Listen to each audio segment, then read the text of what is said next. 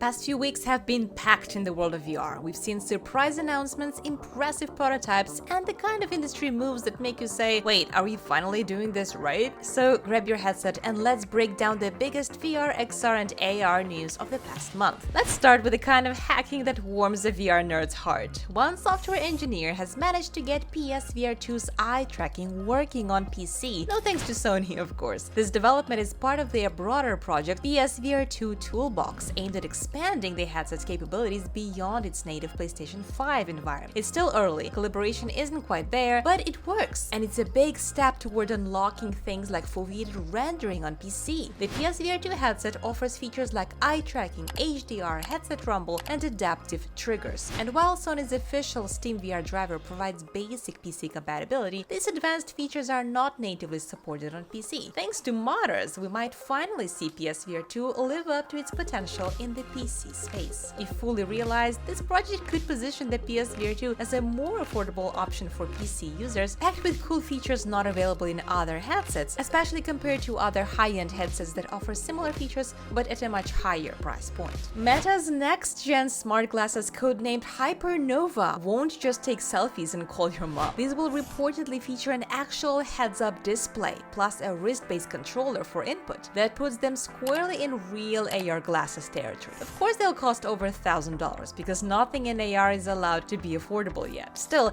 Meta's aiming to make smart eyewear actually useful and not just a TikTok prop. And it shows Meta doubling down on consumer AR wearables. These glasses would be a step closer to true augmented reality, bringing smart capabilities into your field of view, but the high price underscores the challenge of making this AR truly mainstream. Speaking of smart glasses, at TED 2025 last week, Google showed off a working prototype of their latest smart glasses, and they weren't just glasses with screens slapped on. These things use Google's Gemini AI to actually understand and remember your surroundings. Hey, did you happen to catch the title of the white book that was on the shelf behind me? The white book is Atomic Habits by James Clear.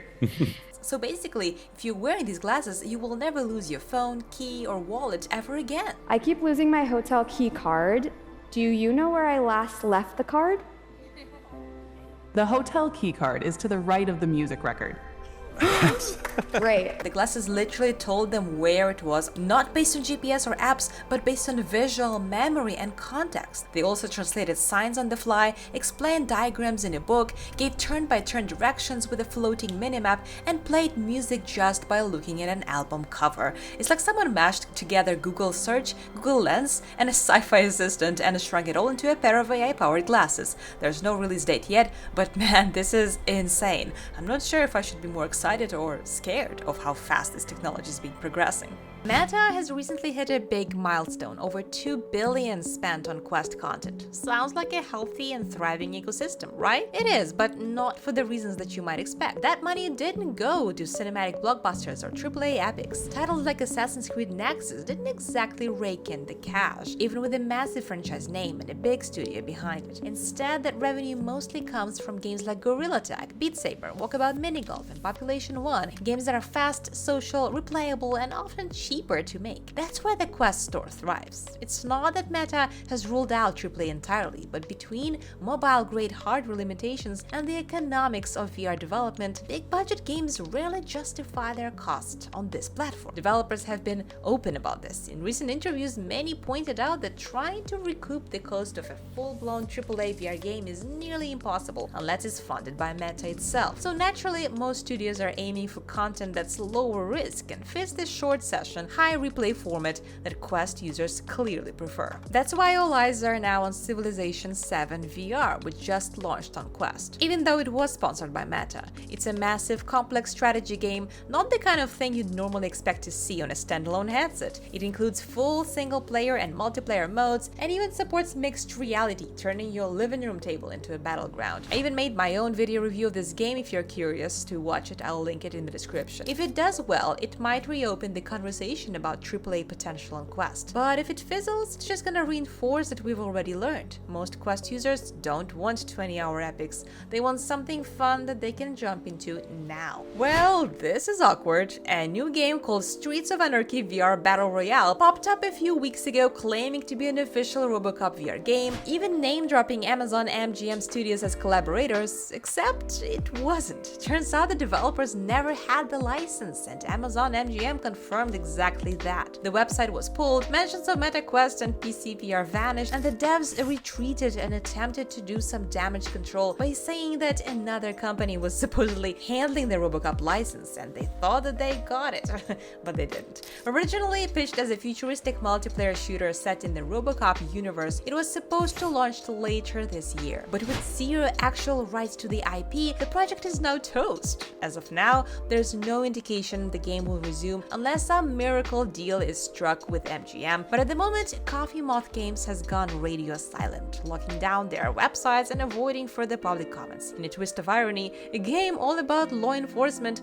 was brought down by a legal issue. And now for something straight out of a cyberpunk fever dream. Researchers just built a skin-attached haptic patch that lets you feel things in VR through tiny pulses, without gloves, rings, or any bulky gear. It sticks to your skin like a band-aid and delivers tactile feedback using wireless signals. You can send and receive touch between patches, which means yes, someone else in VR could actually reach out and touch you. It's still in the lab stage, so don't expect it on Amazon tomorrow, but the implications are wild. Real tactile feedback in a tiny, discreet package. No wires or full body suits, just a sticker that makes you feel virtual contact. It's just the coolest featured toy that we don't have yet. Tiny, custom fit, PC VR only, and it's sold 10 times better than the original. Big Screen Beyond 2 launched, and within 24 hours, it matched 6 months of sales from the first headset. That's a big deal, not because everyone's buying it, but because it proves the enthusiast market is alive and kicking. With new lenses, adjustable IPD, and optional eye tracking, this headset isn't trying to be all things to all people. Indeed, the need for base stations and tethered connection can be a deal breaker for some, but it's trying to be exactly what high-end PC VR users want. Judging by the orders already pushing into summer, it's working. If you're one of the few who live for ultra-high-resolution VR, Pimax has something for you. The Crystal Super headset is now shipping with retina-level resolution, yes, 3840 by 3840 per eye, OLED or QLED swappable lenses,